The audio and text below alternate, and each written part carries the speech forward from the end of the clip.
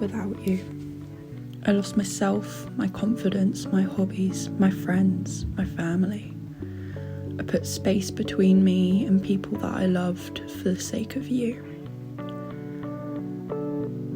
I did what I could for someone who didn't want to meet me in the middle, so now I'm trying.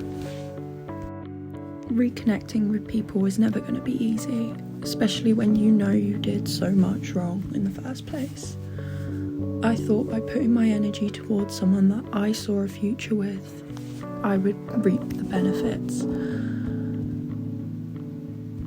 But a relationship isn't one-sided, and I've had to learn that a very hard way. And I've had to learn that I can't keep giving my energy to a space that doesn't know what to do with it. December was about reconnecting, about finding community. I started going to church, I started meeting with friends, I started accepting invites to see people more, going out, going clubbing, and really just taking time to reconnect with everyone in my life who I know wants the best for me. I started talking to my family more. I made plans for the holidays. I made plans for what our next year is going to be like when it comes to me going back to university. And I came home. I came back to my parents, and I've spent time sitting with my cat like I am now. Spent time sitting downstairs with my dog and letting her go absolutely mental at a pillow because there's a cat outside.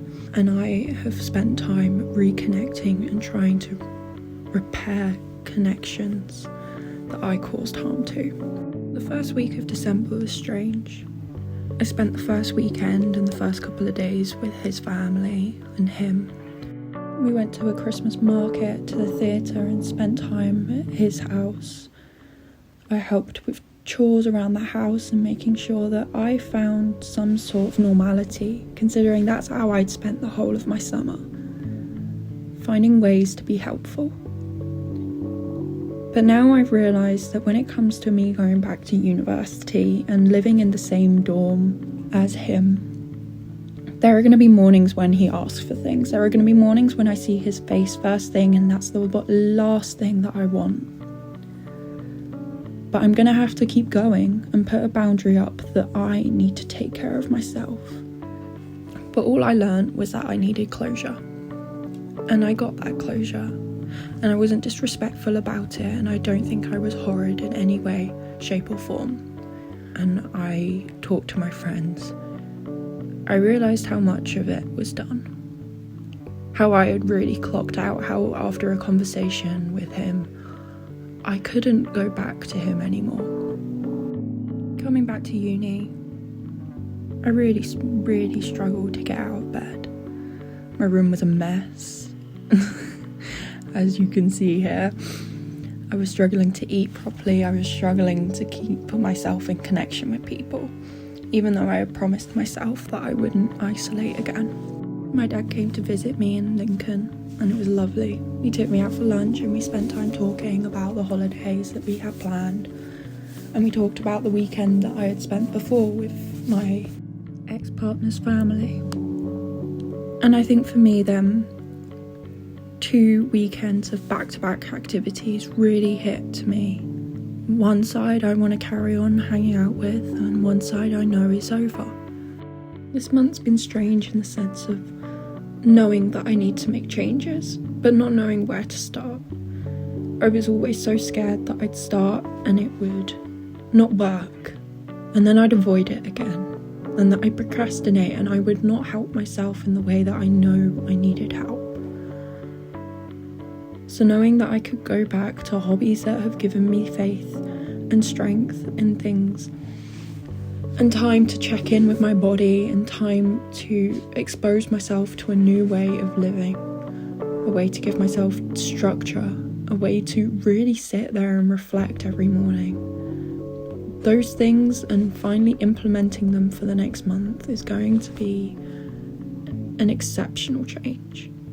Something that I've always wanted and something I just never knew how to get.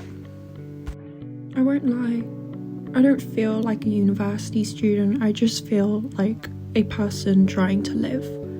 I tried to go back to uni last month and it didn't work.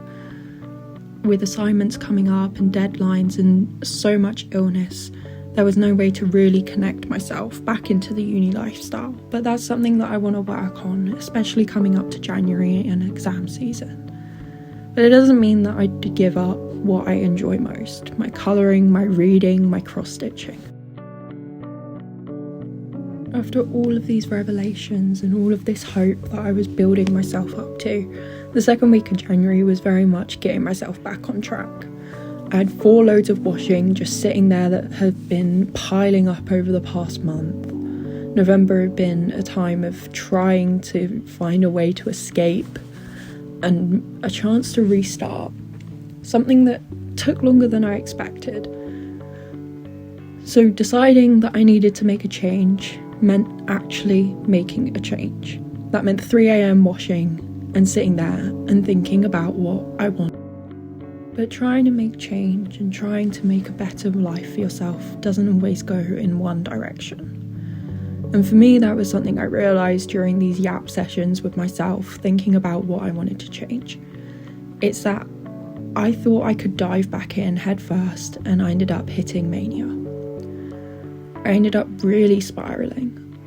I sat there and thought about all of these negative thoughts that have always been in my life and how it felt that they were creeping back in. I sat there trying to do assignments at 3 a.m. that were due at 11, hoping that I would be able to get through this year. And I lost my footing for a couple of days. I didn't know what to do. Do I start over? Do I give up? Do I just keep going and powering through because I think I can manage? So I go back to my vices, go back to nicotine, and I go back to drinking. But then I get to go home. I get to go back to my family, I get to come back for the holidays, and I get to have a helping hand. I get to take a break and have some help while I think about what I want to do for my next month. Not my next year and what I want to do in 2026, but how am I going to tackle January? Because that is the next step. Not a whole year, which is like a full-on marathon away. It is the next month. This is how I start.